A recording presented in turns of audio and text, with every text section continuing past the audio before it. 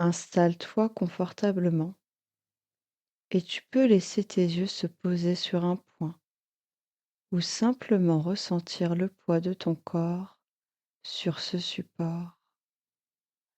Le rythme de ta respiration se cale naturellement sur un mouvement calme. Inspire le calme, expire les tensions. Tu sais que tu es ici, assis dans cette pièce et en même temps, une partie de toi commence déjà à voyager ailleurs. C'est curieux comme le simple fait d'écouter ma voix permet de relâcher les muscles du cou, puis ceux des épaules. Tu peux te détendre profondément maintenant et fermer les yeux ou garder les yeux ouverts tout en fermant ton attention extérieure. Le choix t'appartient. Est-ce que le calme s'installe d'abord dans ton bras droit ou dans ta jambe gauche? Peu importe, car les deux cheminent vers le même confort. Plus tu écoutes les bruits lointains, plus le silence intérieur grandit. L'inconscient sait exactement comment faire pour ralentir les pensées logiques.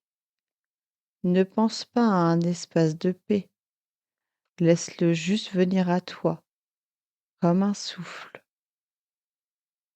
Chaque mot t'emmène plus bas, plus profondément en toi-même.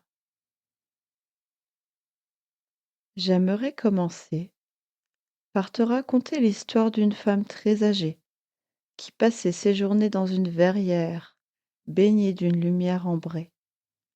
Sa peau, douce comme un vieux parchemin, portait les marques du temps et elle aimait caresser la surface rugueuse de grands bocaux en verre épais rangés sur ses étagères.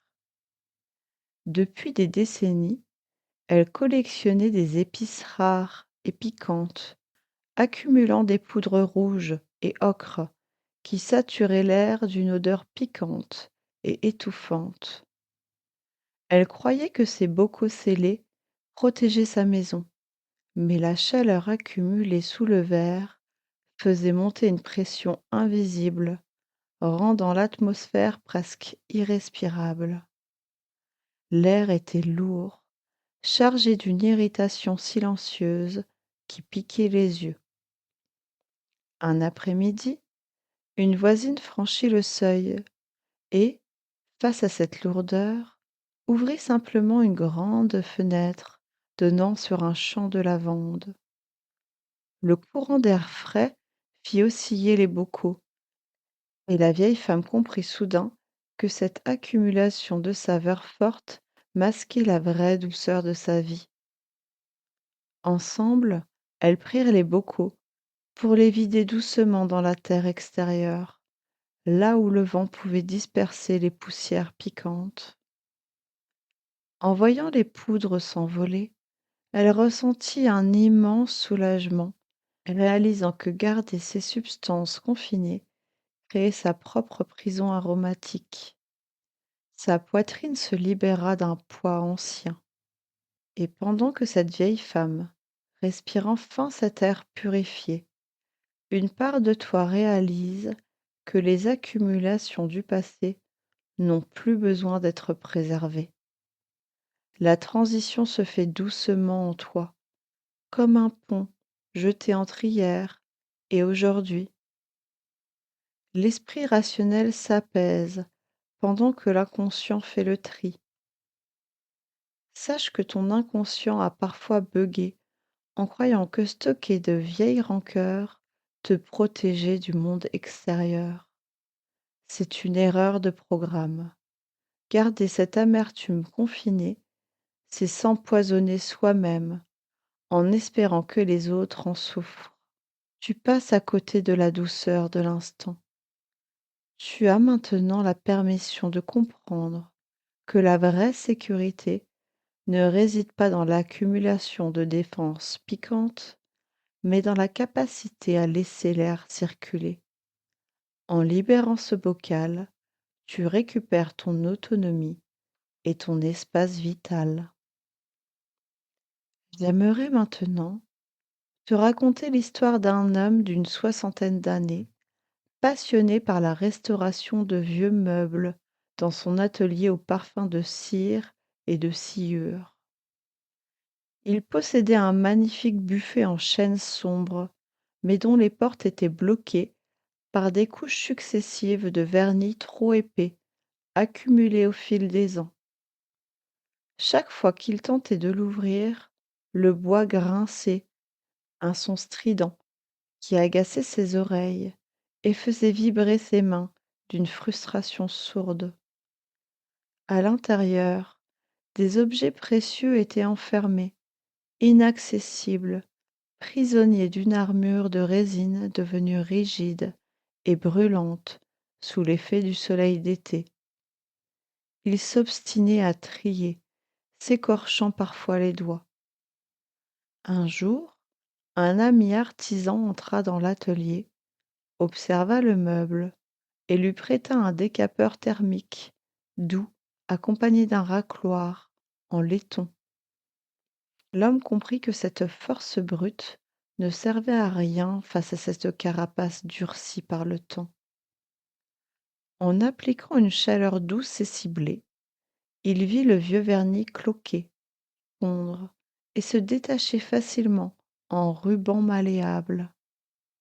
Derrière la friction stérile se cachait simplement le besoin de retrouver la texture originelle et souple du bois de chêne. Le buffet s'ouvrit enfin dans un déclic libérateur, libérant un parfum sain des origines. Et le meuble retrouva sa fonction première, tout comme ton esprit retrouve sa souplesse naturelle. Le pont se déploie entre cette matière restaurée et tes propres structures internes. Tu laisses les mécanismes obsolètes se dissoudre d'eux-mêmes, sans effort, ici et maintenant. L'inconscient reçoit le message que la rigidité n'est pas de la force, mais une peur invisible de perdre le contrôle. La colère s'est construite comme une armure de vernis pour protéger une blessure, mais cette armure est devenue une prison étouffante. Tu peux réaliser qu'aujourd'hui, tu as la maturité nécessaire pour faire face aux situations sans avoir besoin de te figer ou de grincer. En laissant fondre cette carapace, tu retrouves la liberté d'être touché sans être brisé, reprenant le contrôle de tes propres réactions. J'aimerais maintenant te raconter l'histoire d'un adolescent passionné de musique qui passait ses fins d'après-midi dans une grange aménagée, entouré de guitares et d'amplificateurs.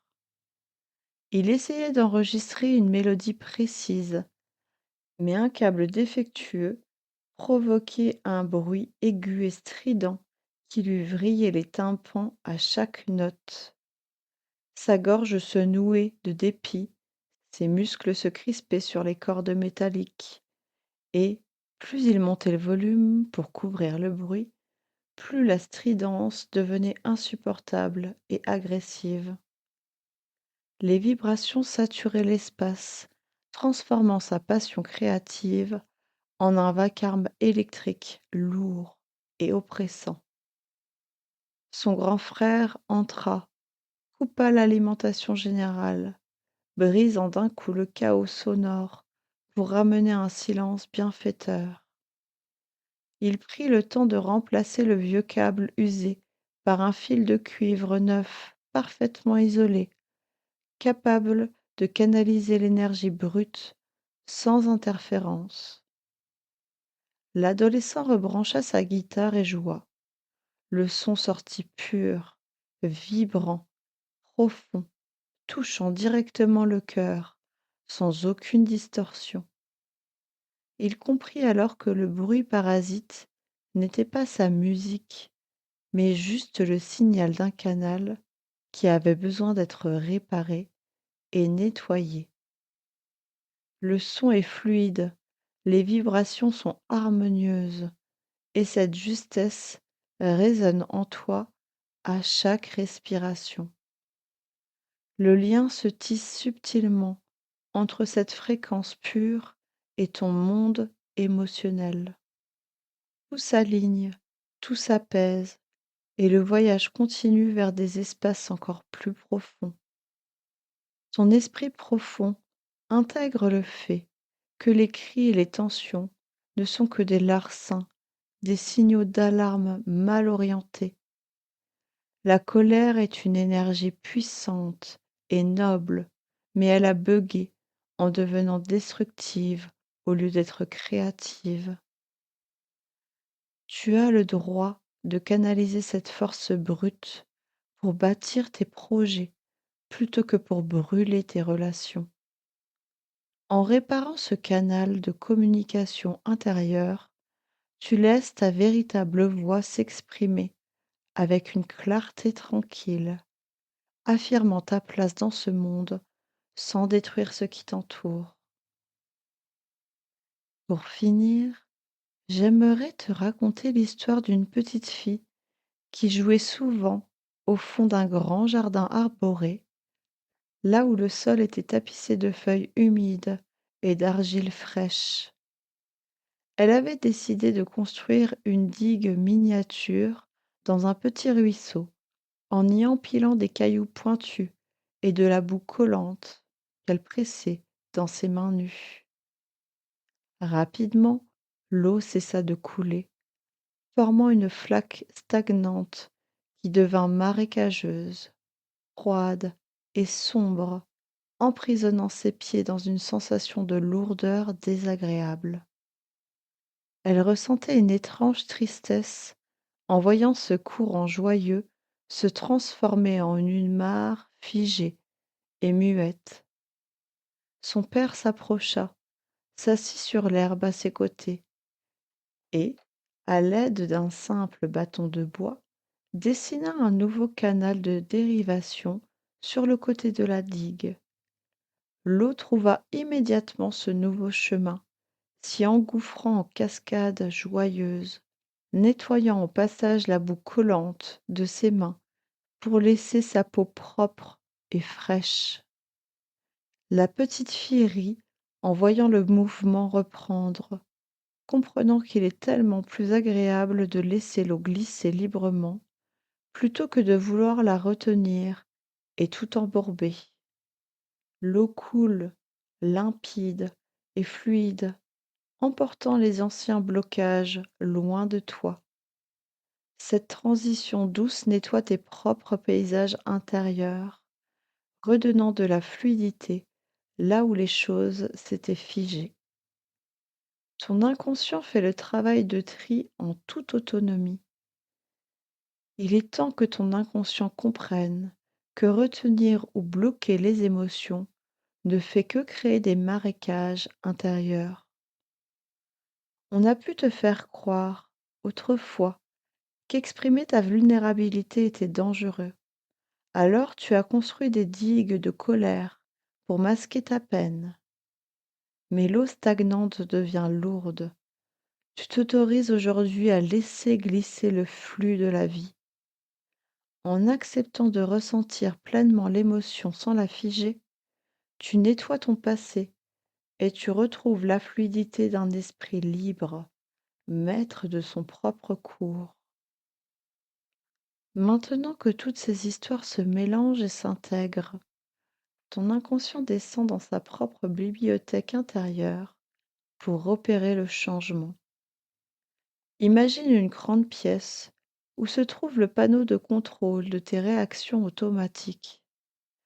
Tu peux voir un curseur ou une molette qui gère l'intensité du flux émotionnel.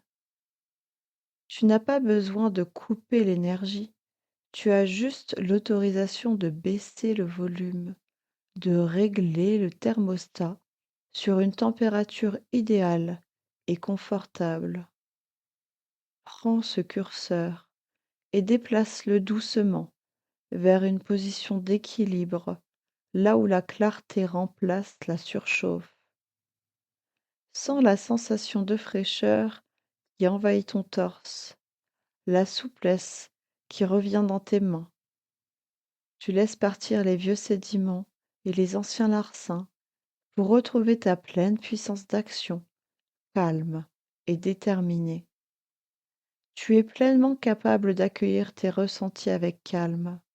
Chaque jour qui passe renforce ta capacité à rester le maître de ton royaume intérieur. Comme le dit le dicton, après la tempête vient le beau fixe, et ce beau fixe s'installe durablement en toi.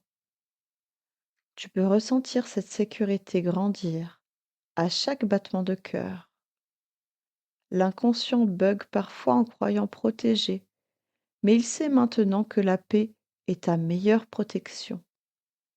Tu as le droit d'être en sécurité dans ton calme. Tu es libre, autonome et parfaitement aligné avec ta force tranquille. Projette-toi maintenant dans quelques jours ou quelques semaines. Tu te vois dans une situation qui, autrefois, aurait pu faire monter une tension ou une colère. Regarde-toi agir avec ce nouveau filtre. Tu observes la scène comme un spectateur serein. Ton corps reste parfaitement détendu, tes mots sont posés, ton esprit est d'une clarté limpide.